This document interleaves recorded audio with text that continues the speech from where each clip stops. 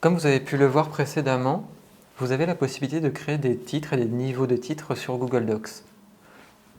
En prenant mon exemple, je vais indiquer par exemple à Docs que cette phrase, découvrir Google Docs, est le titre de mon document.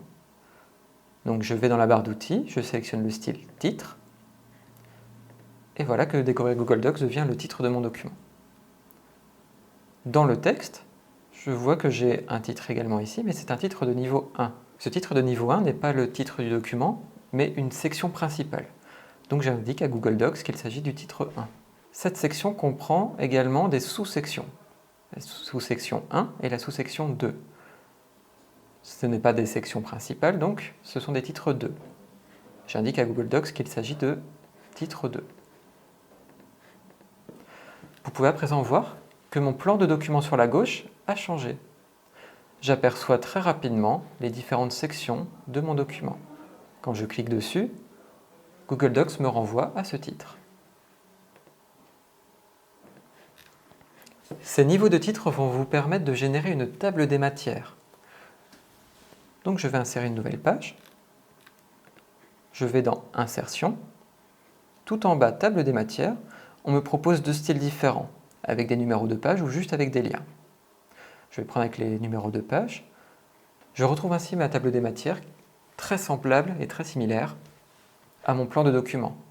Cette table des matières est très intéressante lorsque vous envoyez le document dans un format numérique, en PDF par exemple, puisque même un lecteur de ce format PDF pourra cliquer sur ces différents liens et accéder aux sections. C'est pour ça qu'il est important que vous preniez un peu de temps pour faire ces titres et ces niveaux de titres. Maintenant, on peut s'apercevoir que le document n'est quand même pas très joli. Effectivement, la police, le style de texte est tout à fait basique. On voit que c'est une police Arial, taille 11, rien de particulier. Dans notre entreprise, on utilise une police qui s'appelle OpenSAN. Je vais donc pouvoir indiquer que par exemple, mon premier mot, qui constitue un paragraphe, doit être en OpenSAN. Donc j'ouvre mon menu police, je clique sur OpenSAN et je vais choisir une police 10. Seul mon mot actuellement est formaté comme je l'ai souhaité. Je vais pouvoir utiliser donc cette fonction de style pour pouvoir mettre à jour tous mes paragraphes de tout mon document.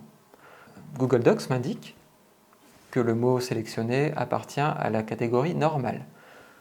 Donc je vais pouvoir cliquer sur le chevron et dire à Google Docs que ce texte normal doit être appliqué à tous les textes définis comme normal. En le faisant, tout mon texte prend donc la même apparence que le mot que je venais de formater. Ça peut être très intéressant lorsque vous avez beaucoup de pages, que vous souhaitez retravailler un texte, le formater. Cette fonctionnalité va vous permettre de gagner du temps, d'une part, mais aussi de pouvoir tester des polices, de pouvoir modifier rapidement un style de texte, des interlignes, tester des choses, formater. C'est pour ça qu'il est important de bien comprendre cette fonctionnalité. Perdre un peu de temps au début vous en fera gagner beaucoup par la suite. Parce que ce que j'ai fait avec le paragraphe, je peux le faire également avec les titres. Par exemple, ma sous-section, je décide qu'elle doit être de taille 14. Je indique que le titre 2 doit être appliqué à tout le texte du même niveau. Et ainsi, vous voyez que la section 1 et la sous-section 2 sont similaires.